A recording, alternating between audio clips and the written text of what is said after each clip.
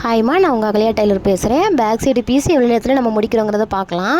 இப்போது டைம் 8:48. இப்போது நம்ம ஸ்டார்ட் பண்ணி எவ்வளோ டைமில் முடிக்கிறோங்கிறது தான் பார்க்க போகிறோம். எனக்கு கரெக்டாக ஒரு 6 நிமிஷம் ஆச்சு. நான் அதில் ஒரு 2 முட்டையும் நான் எந்திரிச்சு இது பண்ணதுனால எனக்கு கொஞ்சம் டைம் ஆச்சு. வீடியோ பார்த்துட்டு இது பண்ணதுனால. இதே நம்ம நார்மலாக ஸ்டிச் பண்ணுறப்போ அவ்வளோ டைம் எடுக்காது நமக்கு. கரெக்டாக ஒரு 3 நிமிஷம் தான். 3 நிமிஷம் 4 நிமிஷத்துலேயே நம்ம வேகமாக அடிச்சிடலாம். ஏன்னா தீபாவளி டைமு நம்ம கழுத்து பீஸெல்லாம் அடிச்சுட்டு இருந்தோம்னா நம்ம கண்டிப்பாக லேட்டாக தான் ஆகும். நம்ம அடிச்சு போட்டு திருப்பினோம்னா அவ்வளோக்குலாம் நமக்கு டைம் ஆகாது. நம்ம அடிச்சு திருப்புறது தானே.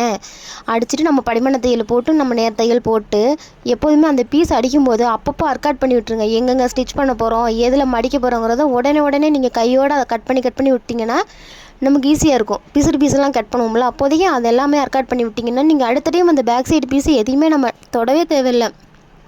நம்ம அந்த டைமுக்குள்ளே அங்கே அப்பப்போ எல்லாம் அர்க்காட் பண்ணிட்டோம்னா உடனே நம்ம அடிச்சிட்டோம்னா நமக்கு டைமிங் சீக்கிரமாக முடியும். பேக் சைடு முடிச்சிட்டோமா அதுக்கப்புறம் நம்ம பேக் சைடு தொடவே தேவையில்லை. நம்ம தைக்கும் போதே ஒரு இன்ச்சு விட்டுருப்போம். நம்ம கீழே பிடிக்கிறதுக்காக விட்டுருப்போம். அந்த பீஸை வந்து காக்கா இன்ச்சு அரை இன்ச்சு விட்டுருப்போம். அதில் 1 இன்ச்சு பிடிச்சிருவோம். கரெக்டாக நான் 8:54 நான் முடிச்சிட்டேன். நீங்களும் அதே மாதிரி ட்ரை பண்ணி